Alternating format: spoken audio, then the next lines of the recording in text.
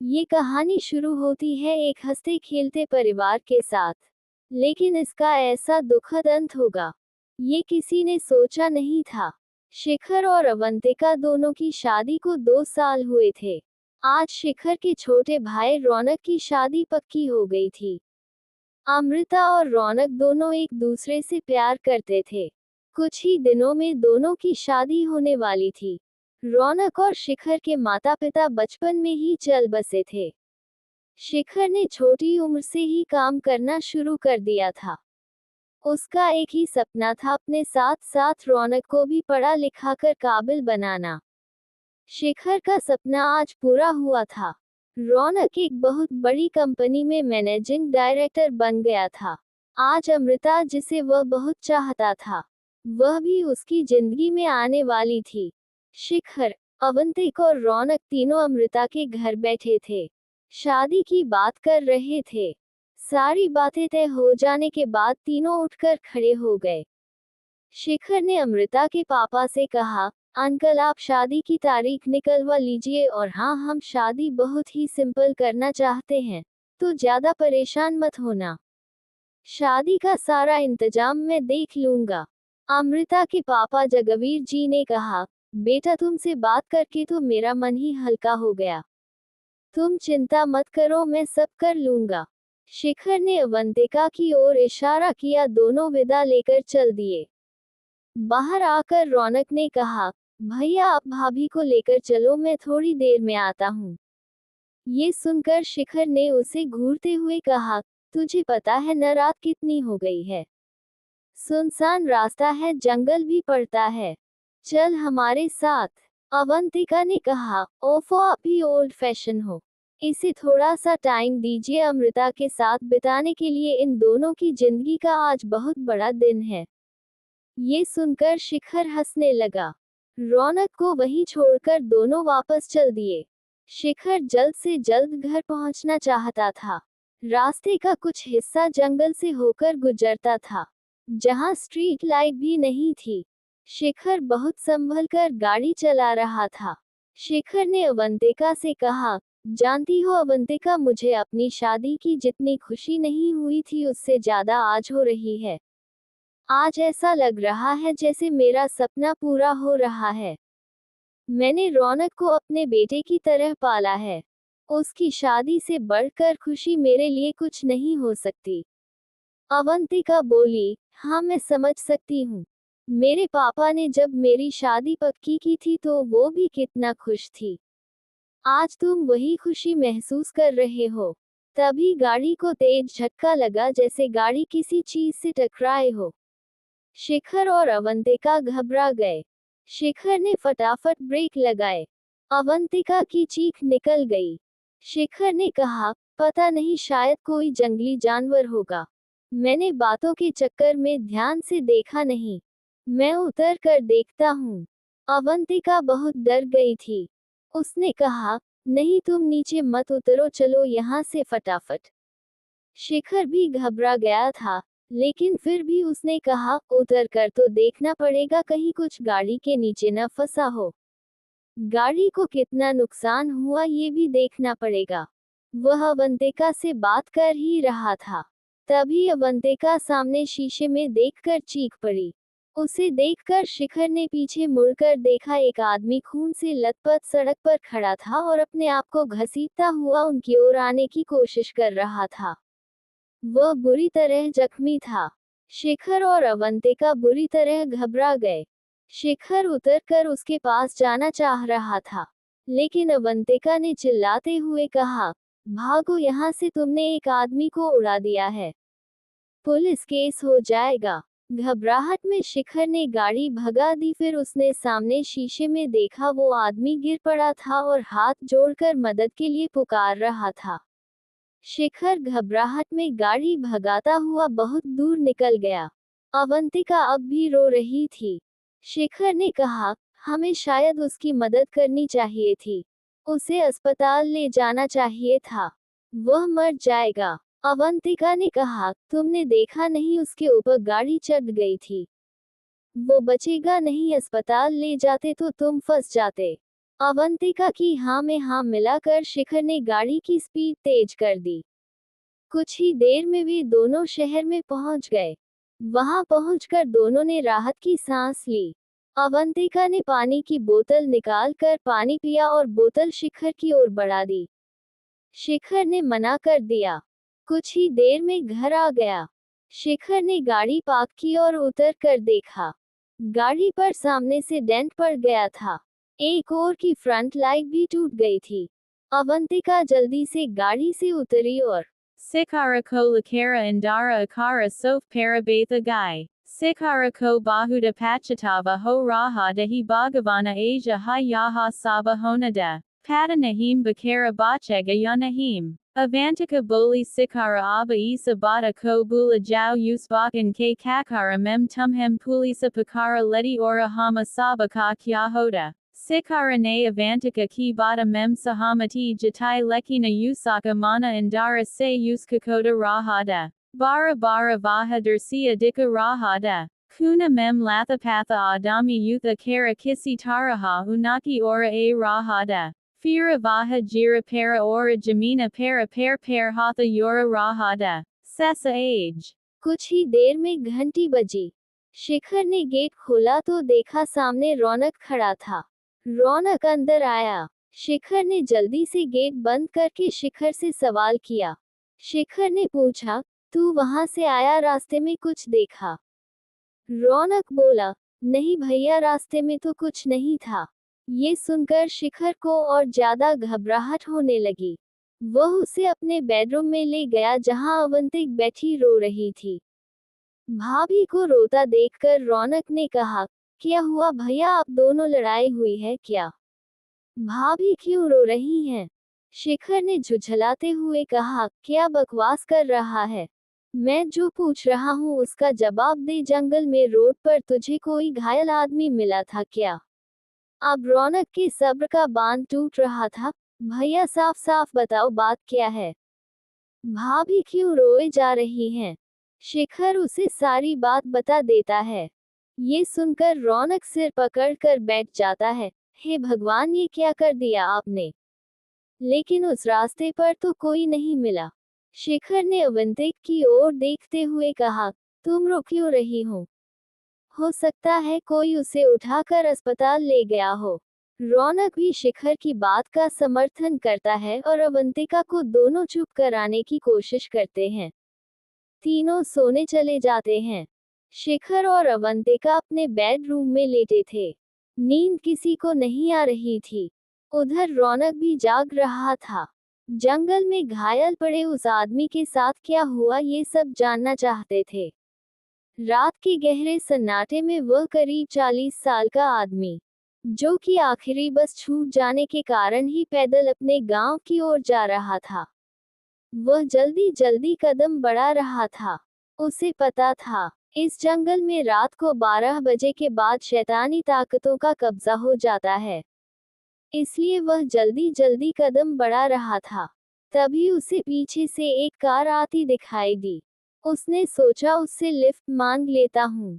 वह मुड़कर हाथ दे रहा था, लेकिन जिस कार से वह सहारे की उम्मीद कर रहा था, उसी ने उसे कुचल दिया। कार में बैठे दो लोगों ने अपनी बातों के चक्कर में उसे अनदेखा कर दिया। पूरा शरीर खून से लथपथ था। वह हाथ जोड़कर उसे ले जाने की प्रार्थना कर रहा था। गले से आवाज नहीं निकल रही थी, लेकिन फिर भी बुरी तरह चिल्ला रहा था। 1 मिनट के लिए गाड़ी रुकी। गाड़ी को रुकता देख वह आदमी किसी तरह घसीटते हुए गाड़ी की तरफ बढ़ने लगा। लेकिन ये क्या, दूसरे ही मिनट में गाड़ी चल दी और तेजी से दूर निकल गई। एक आखिरी उम्मीद थी, वह भी टूट गई। वह घायल अवस्था में अंधेरे में चिल्ला रहा था, हे भगवान, कोई तो मेरी मदद करो, किसी को तो भेज दो मेरी जान बचाने के लिए। लेकिन इस अंधेरे सुनसान जंगल में उसकी आवाज दब कर रह गई। वह आदमी किसी तरह अपने आप को घसीटता हुआ किनारे एक पेड़ के सहारे बैठ जाता है। कहीं और कोई गाड़ी उसे न कुचल दे, इस डर से वह सड़क से हट जाना चाहता है। वह आदमी बुरी तरह से कराह रहा था। उसके शरीर से खून निकल रहा था, लेकिन गुम चोट भी लगी थी, जिसका दर्द धीरे धीरे बढ़ता जा रहा था। तभी पेड़ के पीछे से किसी ने उसके कंधे पर हाथ रखा। उस आदमी ने पलटकर देखा तो एक काला गहरा साया खड़ा था। उसे देखकर आदमी में कुछ हिम्मत आई। भैया मुझे बचा लो, मुझे अस्पताल पहुंचा दो, नहीं तो मैं मर जाऊंगा। तभी दूसरी ओर से आवाज आई, चिंता मत कर, हम इस दर्द से तुझे छुटकारा दिलाने आए हैं। आदमी ने झट से पलटकर देखा तो दूसरी ओर एक और साया खड़ा था। वह आदमी कहने लगा, भगवान आपका भला करे, मुझे बहुत दर्द हो रहा है, जल्दी से ले चलो, मैं जिंदगी भर आपका एहसान मानूंगा। तभी पहले वाले ने कहा, जीकर क्या करेगा, ये इंसान तुझे फिर से मारेंगे, हमारे साथ चल, फिर कभी मरने से डर नहीं लगेगा। वह आदमी बुरी तरह डर जाता है। उसे समझ आ जाता है कि यह कोई साधारण आदमी नहीं है। वह कहता है, तुम कौन हो, मुझसे क्या चाहते हो? ये सुनकर दोनों हंसने लगते हैं। उनमें से एक कहता है, हम नरपिशाच हैं, हम सिर्फ खून पीते हैं, जिसका हम खून पीते हैं वो हमारे जैसा बन जाता है। ये सुनकर वह आदमी रोने लगता है, माफी मांगने लगता है।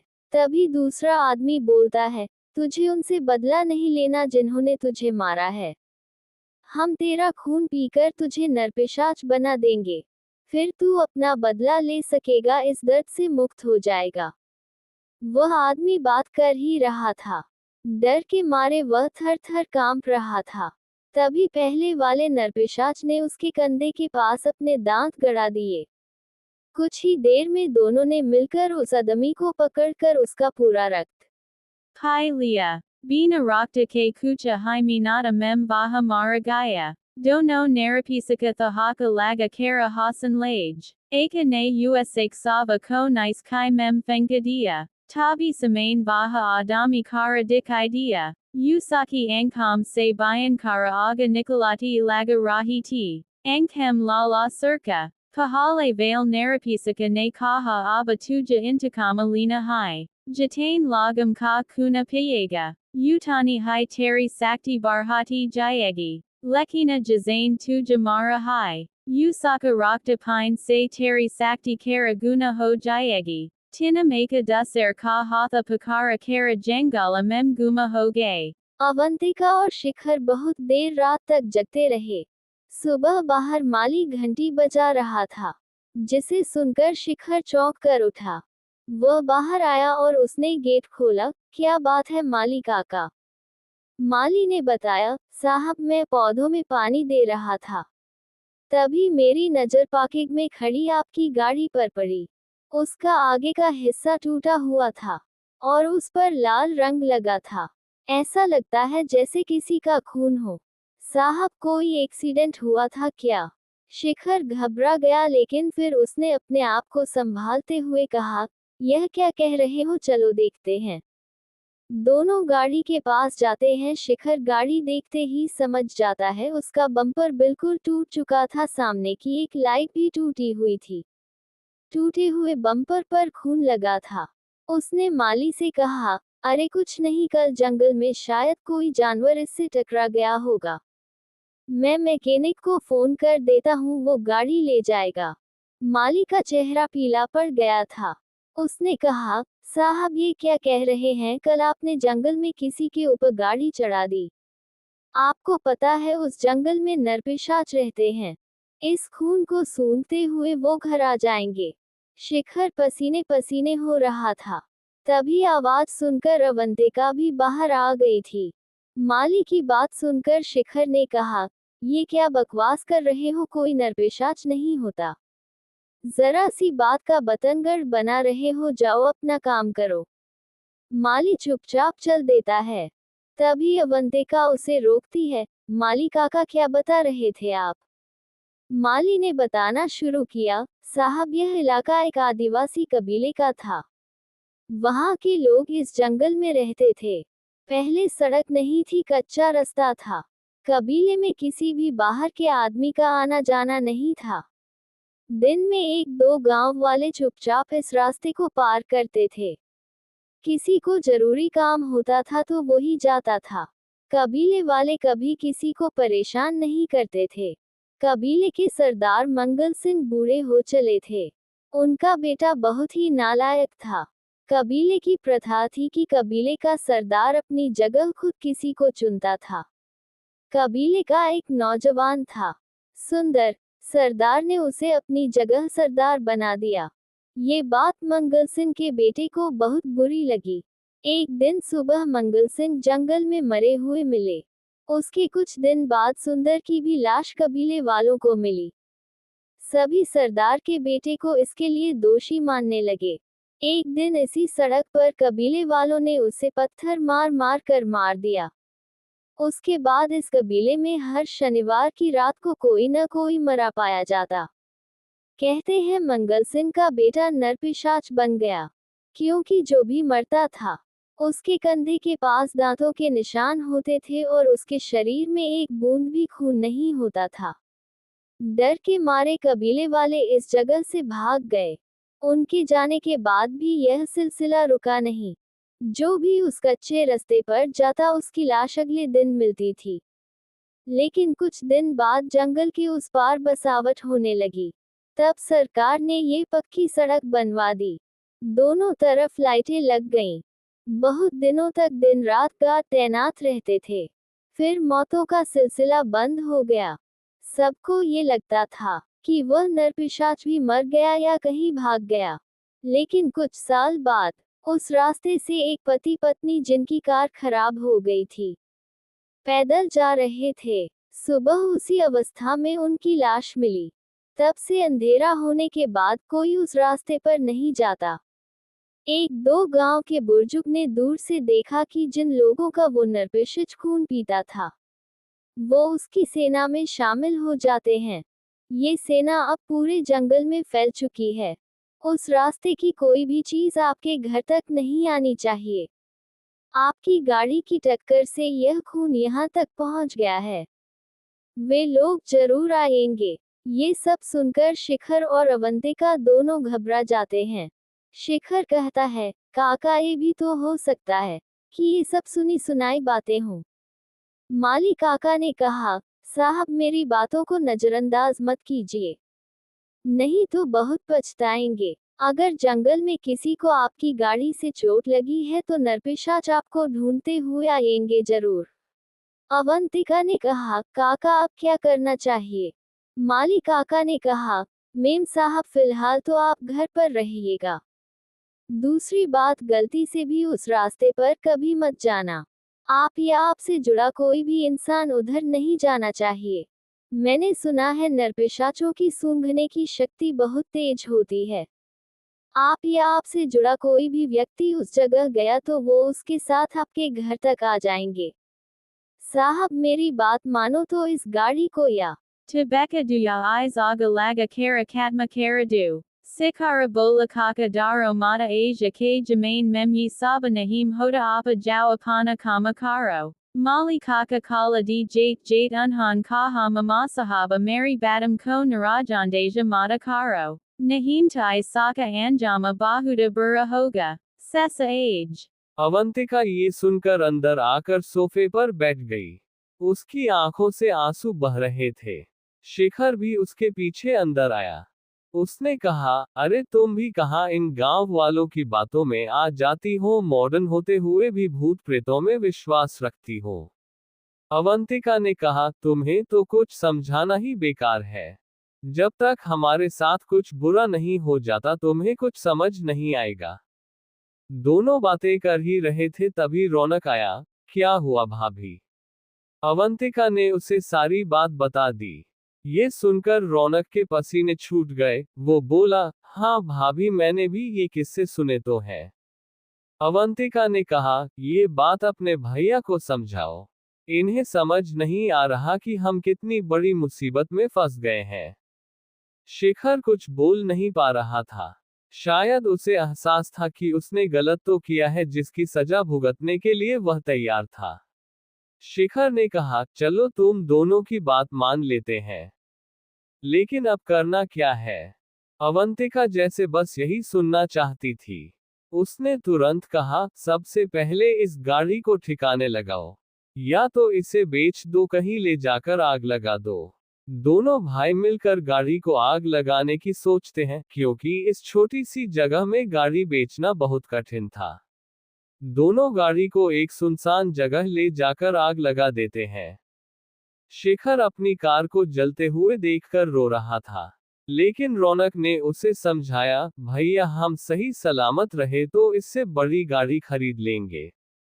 दोनों शाम तक घर आ जाते हैं। अवंतिका खाना बनाकर तैयार कर चुकी थी। अवंतिका ने घर में घुसते ही पूछा, क्या हुआ, हो गया काम? शेखर बिना कुछ बोले सोफे पर बैठ गया। रौनक ने भाभी को समझा दिया। अवंतिक बोली, चलो मैंने खाना बना लिया है, आप लोग फ्रेश होकर आ जाओ।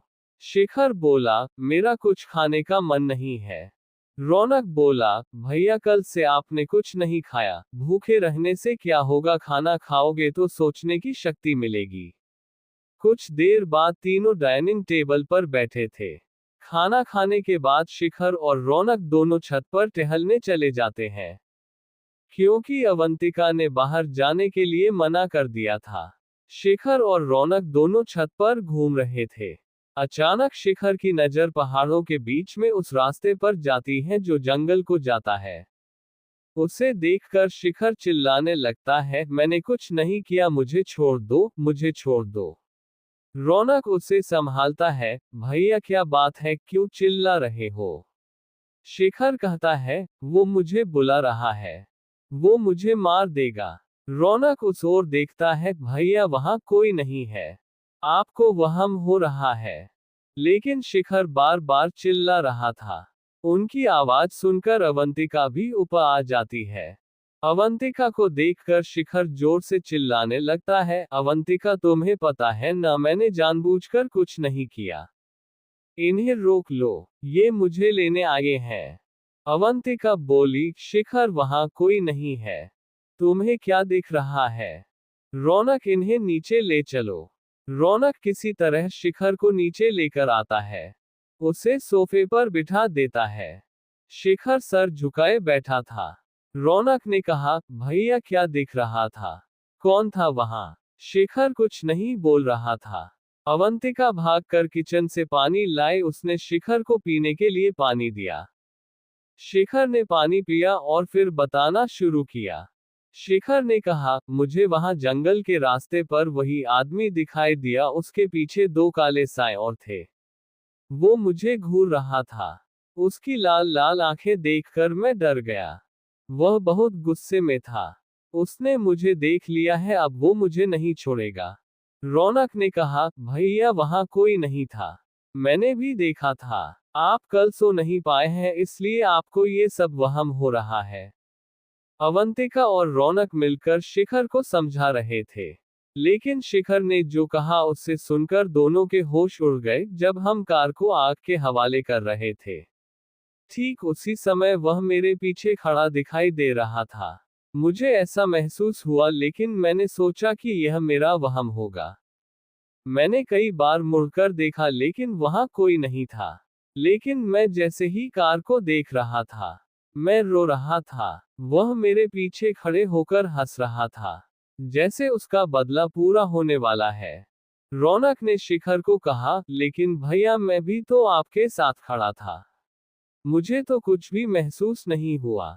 शेखर ने कहा, तुम इस सब में शामिल नहीं थे, गुनाह मुझसे हुआ है, सजा मुझे मिलेगी। रौनक, तुम एक काम करो, अपनी भाभी को लेकर मुंबई चले जाओ, मेरे साथ जो होगा मैं सह लूंगा। ये सुनकर अवंतिका रोने लगी। उसे रोता देखकर रौनक ने कहा, भैया हम आपको इस मुसीबत में छोड़कर कहीं नहीं जा रहे हैं, जो भी होगा हम सब मिलकर उसका सामना करेंगे। मैं कल माली काका से मिलकर इस समस्या का हल ढूंढने की कोशिश करता हूँ। शेष आगे। अगले दिन सुबह शेखर और रौनक गांव की ओर चल दिए, लेकिन जैसे ही वे गांव के पास पहुंचे, वहां हाथों में लठ लिए 4 गांव वाले पहरा दे रहे थे। चारों गांव वाले उनके पास आए। उनमें से एक बोला, साहब हम आपको गांव में घुसने नहीं देंगे, आप पर नरपिशाचों का साया है, अगर आप गांव में आए तो हमारे गांव में भी नरपिशाच घुस आएंगे। शिखर बोला, तुम कौन होते हो हमें रोकने वाले? हमें माली काका से मिलना है। तभी एक काला मोटा आदमी लट दिखाते हुए बोला, चले जाओ नहीं तो तुम्हें यहीं ढेर कर देंगे। रौनक ने बात संभालते हुए कहा, भैया हम तो बस माली काका से मिलना चाहते हैं, आप उन्हें बुला दीजिए, हम उनसे बात करके चले जाएंगे। पहले वाले आदमी ने इशारे से दूसरे आदमी से माली को बुलाने के लिए कहा। वह चला गया। कुछ देर बाद माली काका को अपने साथ लेकर आ गया। माली काका, अरे साहब आप यहाँ क्या हुआ, सब ठीक है ना? रौनक बोला, काका आप किसी को जानते हैं क्या जो इस सब से हमारा पीछा छुड़वा सके? माली काका ने कहा, हाँ एक तांत्रिक है जो यहाँ से 20 किलोमीटर दूर एक गांव में रहता है। वह कुछ कर सकता है। उसने ही नरपिशाचों को बांध रखा था। तो आप हमें उसके पास ले चलिए। शेखर की बात सुनकर माली उनके साथ चलने के लिए तैयार हो गया। बाइक पर किसी तरह बैठकर तीनों उस गांव में पहुंच गए। वहां पहुंचकर वह तांत्रिक से मिले। तांत्रिक ने शिखर के हाथ को अपने हाथ से छुआ और अचानक झटके से अपना हाथ पीछे खींच लिया। ये क्या कर दिया तूने, एक आदमी को टक्कर मार दी। वह तड़पता रहा और तू वहां से भाग गया। माली काका ये सुनकर बोले, यह क्या कह रहे हो बाबा साहब, आप तो कह रहे थे आपको कुछ नहीं पता। शेखर बिना कुछ बोले सिर झुकाए बैठा था। उसकी आंखों से आंसू बह रहे थे। तांत्रिक ने आगे कहना शुरू किया, 2 नरपिशाचों ने उसका खून पीकर उसे मार दिया। अब वे तीनों मौका ढूंढ रहे हैं तुझे और तेरे परिवार को मारने का। रौनक जो ये सब सुन रहा था, वह बोला, बाबा अब क्या कर सकते हैं, जो होना था हो गया। हमें किसी तरह बचा लो, हम कहीं और चले जाएंगे। ये सुनकर तांत्रिक बोला, तुम कहीं नहीं जा सकते। तुम और तुम्हारे साथ जितने लोग जुड़े हैं सबकी जान को खतरा है। उस पार कौन रहता है तुम्हार? रौनक ने घबराते हुए सारी बात बता दी। यह सुनकर तांत्रिक बोला, भूल जाओ उस लड़की को, नहीं तो उसका परिवार भी खत्म हो जाएगा। न वो कभी तुझसे मिलने आए और न तू कभी उससे मिलने जाएगा। और माली तू भी अपने गांव में रह, इनके घर मत जाना, अपनी जान प्यारी है तो इनसे दूर रह। माली घबरा जाता है। वह कहता है, बाबा आप तो कुछ भी कर सकते हैं, इनकी मदद कीजिए, बचा लीजिए इन्हें। ये सुनकर तांत्रिक बोला, जिस रास्ते पर लोग जाने से डरते हैं वहां इन्होंने खून बहाया है, इन्हें कोई नहीं बचा सकता। मेरी शक्तियां भी सीमित हैं। मैं कुछ देर के लिए इनकी मौत को टाल तो सकता हूं, लेकिन वो इन्हें नहीं छोड़ेंगे। वह आदमी जिसे तुमने मारा है वह नरपिशाच बन चुका है। उसका एक ही मकसद है इंतकाम। जब उसका इंतकाम पूरा होगा तब उसकी शक्ति 4 गुना बढ़ जाएगी। तुमने अपने साथ यहाँ रहने वाले सब लोगों के लिए मुसीबत पैदा कर दी है।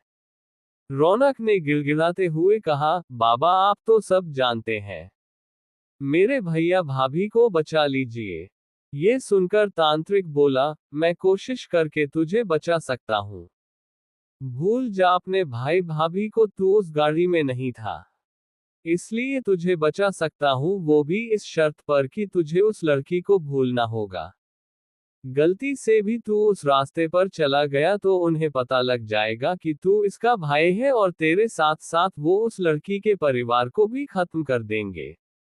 रौनक ये सुनकर रोने लगा। उसका प्यार, उसका जिसके बिना वह जिंदा नहीं रह सकता था, उसे कैसे भूल सकता है। तांत्रिक ने आगे कहना शुरू किया, उस लड़की को कुछ मत बताना, नहीं उससे फोन पर रिश्ता तोड़ दे।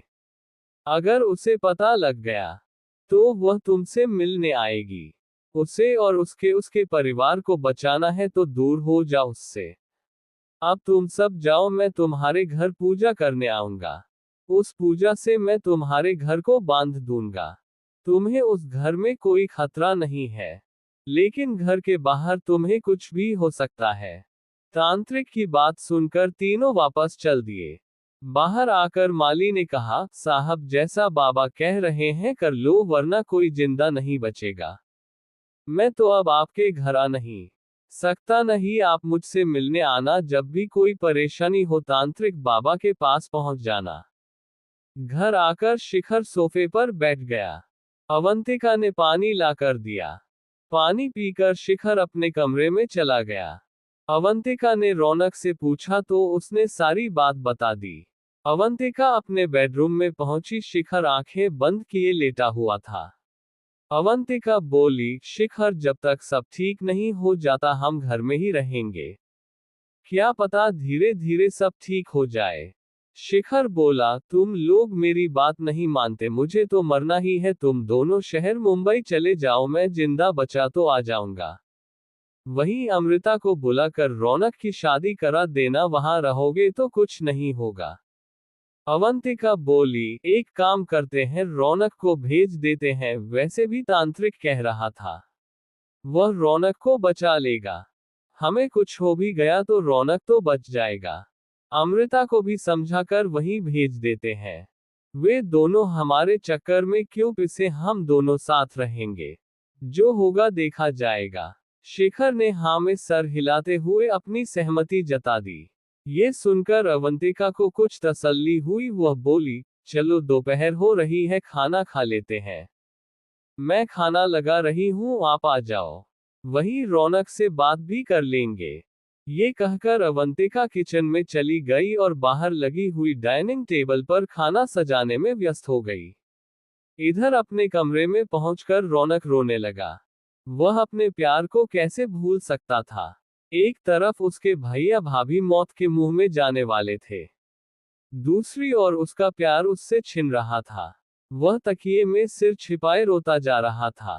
तभी अवंतिका ने आवाज दी, रौनक जल्दी से तैयार होकर आ जाओ, मैंने खाना लगा दिया है, तुम्हारे भैया भी आ रहे हैं। रौनक का बिल्कुल मन नहीं था खाने का, लेकिन अगर वह नहीं खाएगा तो शिखर भी नहीं खाएगा, इसलिए वह हाथ मुंह धोकर डाइनिंग टेबल पर पहुंच गया। कुछ ही देर में शिखर भी आकर बैठ गया। अवंतिका खाना परोस रही थी। तभी रौनक बोला, भैया क्या सोचा है आपने, अब हमें क्या करना चाहिए? ऐसा करते हैं, हम कुछ समय के लिए यहाँ से बाहर चले जाते हैं, मेरा मतलब है देश से बाहर, अमेरिका या लंदन कहीं भी सेटल हो जाएंगे। शिखर ने गहरी सांस लेते हुए कहा, तुमने सुना नहीं, वो हमें कहीं नहीं जाने देंगे। हम दोनों का बचना मुश्किल है, लेकिन तांत्रिक भी कहा रहा था तुम्हें बचाया जा सकता है। मैंने और अवंतिका ने यह फैसला किया है कि तुम मुंबई चले जाओ, वहीं अमृता को बुला लेना और शादी करके सेटल हो जाना। हम बच गए तो आ जाएंगे, नहीं तो हमें भूल जाना। मैं तुम्हारे जाने का इंतजाम कर देता हूँ, जाने से पहले तांत्रिक से तुम्हारे लिए उपाय भी करवा देंगे।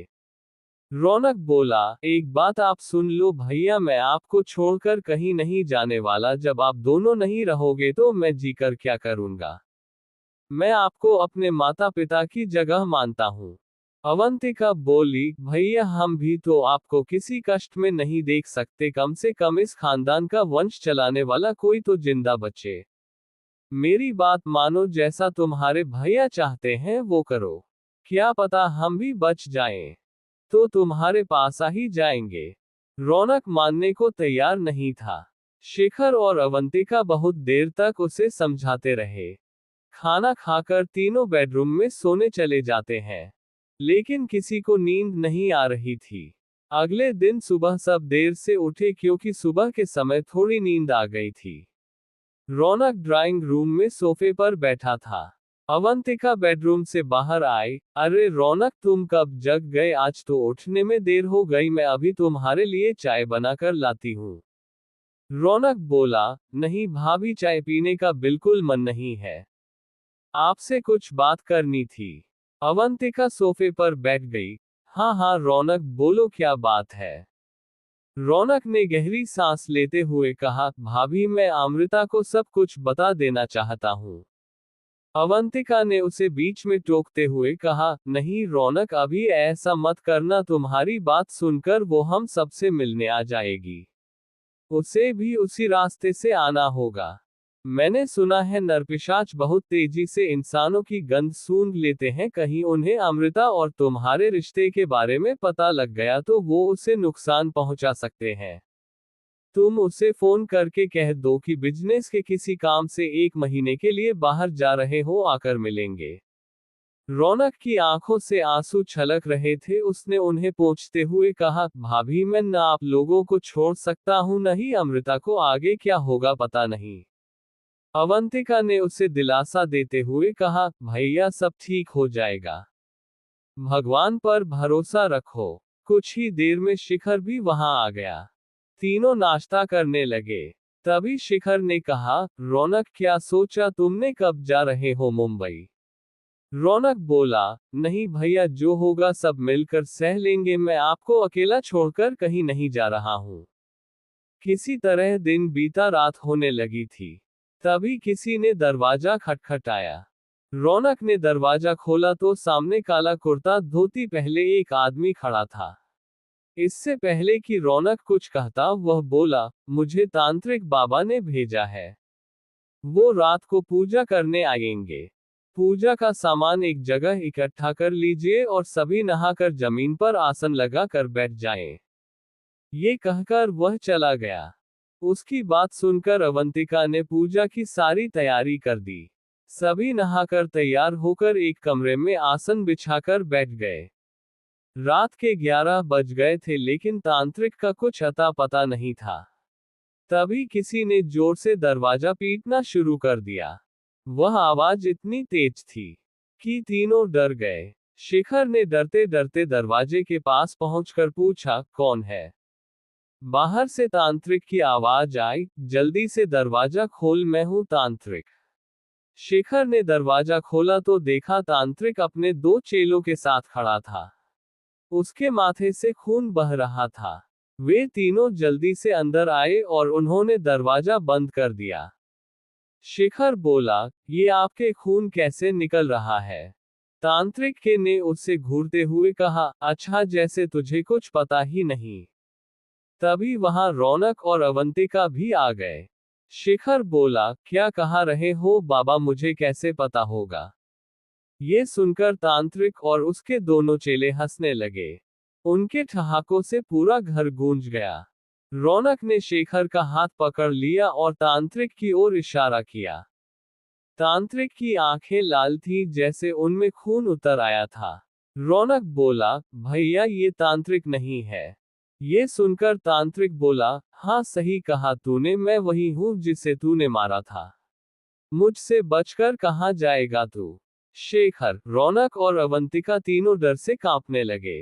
ये तो तांत्रिक के भेष में नरपिशाच उनके घर में आ गए थे। तीनों को सामने साक्षात मौत नजर आ रही थी। तभी तीनों नरपिशाच के रूप में सामने प्रकट हो गए। शिखर बोला, आपको मारना है तो मुझे मार दो, लेकिन इन दोनों को छोड़ दो, ये दोनों बेकसूर हैं।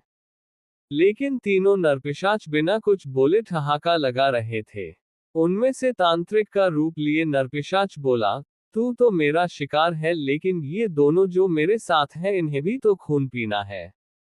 तभी दरवाजे के नीचे से धुआं आने लगा, जिससे तीनों नरपिशाच परेशान हो गए। पहला बोला, हमें भगाने का उपाय कर रहा है, हम तुझे छोड़ेंगे नहीं, अभी तो हम जा रहे हैं लेकिन फिर वापस आएंगे। ये कहकर तीनों दरवाजा खोलकर तेजी से बाहर भाग गए। तभी तांत्रिक एक आदमी को लेकर घर में आया। तांत्रिक बोला, मैं जैसे ही तेरे घर के सामने आया मुझे एहसास हो गया कि तुम तीनों पर हमला हो चुका है। तभी मैंने धूनी जलाकर तेरे दरवाजे के बाहर फेंकी, जिससे वे तीनों भाग गए। अवंतिका जोर जोर से रोने लगी, बाबा आज आपने हमें बचा लिया, नहीं तो हम मारे जाते। शेखर और रौनक दोनों कुछ बोल नहीं पा रहे थे। मौत अभी अभी उन्हें छूकर गुजरी थी। तभी तांत्रिक बोला, चिंता मत करो, मैं अभी मंत्रों से इस घर को बांध देता हूं। फिर इस घर में कोई बुरी शक्ति घुस नहीं पाएगी। चलो पूजा शुरू करते हैं। कुछ ही देर में तांत्रिक ने पूजा शुरू की। बहुत देर तक पूजा करने के बाद उसने हवन की राख को अपने चेले से घर के चारों ओर बिखेर दिया। जाने से पहले तांत्रिक ने कहा, मैं अब यहां नहीं आऊंगा। तुम लोग जब तक इस घर में हो सुरक्षित हो, लेकिन अगर किसी काम से बाहर जाओ तो ये माला ले लो। एक बार में एक ही आदमी बाहर जाए, वो भी इस माला को पहनकर। तांत्रिक चला गया। तीनों वहीं सोफे पर बैठ गए। रौनक बोला, भैया ये तो बहुत भयानक है, हम इनसे कब तक बच पाएंगे? शिखर बोला, पहले तो मैं इन सब पर कम विश्वास करता था, लेकिन आज जो कुछ हुआ उससे मैं जान गया हूं कि मैं जिंदा नहीं रहूंगा। अवंतिका बोली, आप भी बेकार की बातें करते हो, कुछ नहीं होगा आपको। उपाय कर तो रहे हैं। तीनों एक दूसरे को समझा रहे थे, लेकिन खुद अंदर से डरे हुए थे। शेष आगे।